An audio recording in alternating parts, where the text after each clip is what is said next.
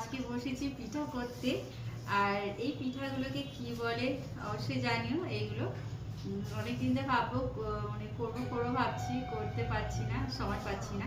এখন বসেছি রাত্রিবেলা, এখন করে রাখছি, রাত্রিবেলা করবো। এই কি পিঠা বলে অবশ্যই জানিও। আর তোমরা কি এরকম পিঠা খাও কেউ?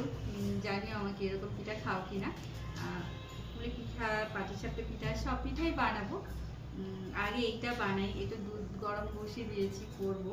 আর কিরকম করে করছি তোমাদের অবশ্যই দেখাবো। আর কে কে খেতে ভালোবাসে পিঠা সবাই চলে আসো। দেখো দেখো কতগুলো হয়ে গেছে, অনেকগুলো হয়ে গেছে, অনেকগুলো বানিয়েছি। বসে বসে করলাম। আর শাশুড়ি নেই, মা নেই, কেউ করে খাওয়ানোর কেউ নেই, এই জন্য নিজেদেরটা নিজেরাই করে খেতে হয়। আর যেহেতু বাচ্চা আছে তাদের জন্য তো করতে হয়, তাই না বলো? বাড়িতে সবাই আছে, সবার জন্য করতে হয়। যেটুকুনি পারি করি, পারি না, ভালো পারি না, কিন্তু করার চেষ্টা করি। আমি কোনো কিছু ভালো পারি না, সব কিছু চেষ্টা করি করার, একটু একটু করার চেষ্টা করি। আমি ভালো কোনো কিছুই পারি না। এই জন্য বছরে তো একটু পিঠা খেতেই হয়। আর সব রকমই পিঠা পারি, একটু একটু পারি, অত ভালো পারি না। নিজের মতন করে করি, কারোরটা দেখে করি না। যেটুকুনি পারি, ভালো না হলেও তো করে খাওয়াতে হবে, যেহেতু কেউ নেই। ওদেরও মানে আমারও মানে কে করে খাওয়াবে, তাই না? এই জন্য পিঠা করতে বসেছি। আর অনেকটা হয়ে গেছে। কে কে খাবে আর কে কে খেতে ভালোবাসে পিঠা অবশ্যই জানিও।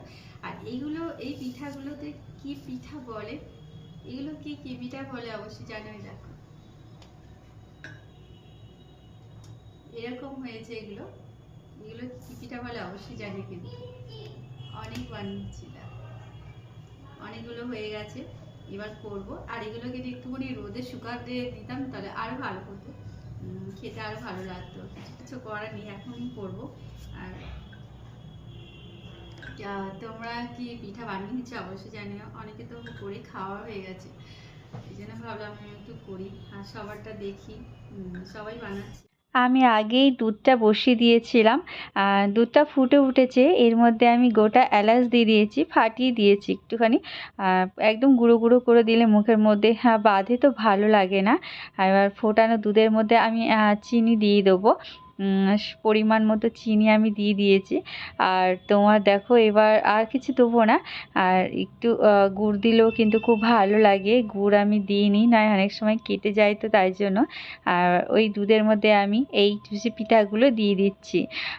আস্তে আস্তে দেবো যাতে ভেঙে না যায়, এই জন্য আস্তে আস্তে দিচ্ছি। যেহেতু করেছি কিছুক্ষণ আগে, এই জন্য সব দিয়ে একটু ফুটিয়ে নেবো। দেখো এই পিঠেটা করতে কিন্তু বেশি সময় লাগে না, তাড়াতাড়ি হয়ে যায়। হয়ে এসেছে। আর এই দুধটার মধ্যে একটুখানি দুধ নিয়ে আমি গুঁড়ো দুধ আমি এটা গুলিয়ে দিয়ে দিয়েছি, একটু টেস্টের জন্য। টেস্টটা কিন্তু খুব ভালো হয় একটু গুঁড়ো দুধ মিশিয়ে দিলে, মানে গুলিয়ে দিলে। এই দুধটা দিয়েই নিয়েছিলাম, গরম দুধ একটুখানি ওর মধ্যেই গুলিয়ে দিয়েছিলাম। দেখো হয়ে গেছে, আর বেশি ফোটাবো না, না হলে এই দুধটাও কেটে যেতে পারে। দেখো হয়ে গেছে কত সুন্দর। আজকের পিঠা রেডি হয়ে গেছে। হয়ে গেছে পিঠেগুলো, চুষি পিঠে। এবার আমি নামিয়ে নেবো বাটির মধ্যে। আমার ভিডিওগুলো যদি ভালো লাগে অবশ্যই পাশে থেকো বন্ধুরা। একদম গরম গরম তৈরি হয়ে গেছে পিঠে। কে কে খাবে চলে আসো, খুব টেস্টি হয়েছে। চলো, একদম গরম, একটু ঠান্ডা হোক। ঠিক আছে, টাটা।